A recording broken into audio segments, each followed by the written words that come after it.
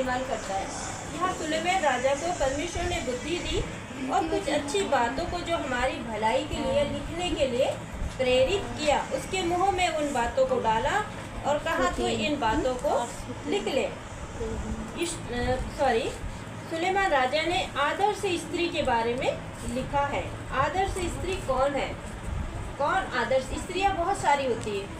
कोई बहुत अच्छे से घर संभालती है, कोई बहुत झगड़ालू होती है, कोई घर छोड़ के भाग जाती, कोई बच्चे छोड़ के भाग जाती। कई प्रकार की महिलाएं हमारे बीच में रहती है। आप लोग सब बहुत अच्छे हो, बहुत सुंदर हो, फिर भी हम परमेश्वर के वचन को सुनेंगे और अपने जीवन को जांचेंगे कि मुझ में कोई कमी तो नहीं है। मुझ में कोई कमी है तो मैं कैसे दूर करूंगी? इन वचनों को सुनकर मैं अपने आप को जांचूंगी कि मुझ में ये कमी है, इसे मुझे दूर करना है। तो नीति वचन में सुलेमान ने जो लिखा है उसको हम सुनेंगे और उसके द्वारा हम अपने मन को जांचेंगे कि मुझ में ये कमी है तो नहीं। ये कमी है तो मैं क्या करूँगी? उसको दूर करने के लिए परमेश्वर से प्रार्थना करूँगी। हम कुछ बातों को आज सुनेंगे, थोड़ा समय दिया है मुझे। एक भली स्त्री कौन पा सकता है? एक पुरुष के लिए कहा गया कि एक भली पत्नी तुझे मिल रही है तो वो कैसे मिलेगी, उसके क्या गुण होंगे?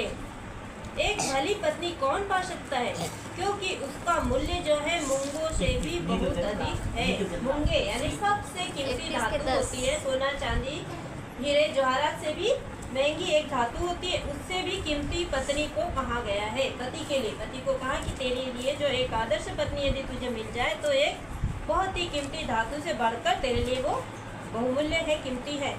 कहने का मतलब उसको क्यों कहा गया कि उसकी तू कदर करना, उसको तू संभाल के रखना। ये भी एक संदेश उसमें है। उसके पति के मन में उसके प्रति विश्वास है। वो महिला का स्वभाव इतना अच्छा होना चाहिए कि उसका पति उस पर विश्वास करे, चाहे वो दुनिया में घूम के आ जाए, चाहे कहीं भी जाए, लेकिन उसके पति के मन में क्या होना चाहिए? मेरी पत्नी बहुत ही सज्जन है, बहुत ही ईमानदार है, वफादार है और समझदार है। चाहे दुनिया में घूम के आ जाए, उसके ऊपर मैं कभी भी संदेह नहीं कर सकता। उसके प्रति उसके मन में एक विश्वास है। ऐसी स्त्री हम सबको बनना है कि हमारा पति जो है हमारे ऊपर पूरा आँख बंद करके विश्वास रख सके, क्योंकि वो पति के नज़र में बहुमूल्य धातु से बढ़कर है।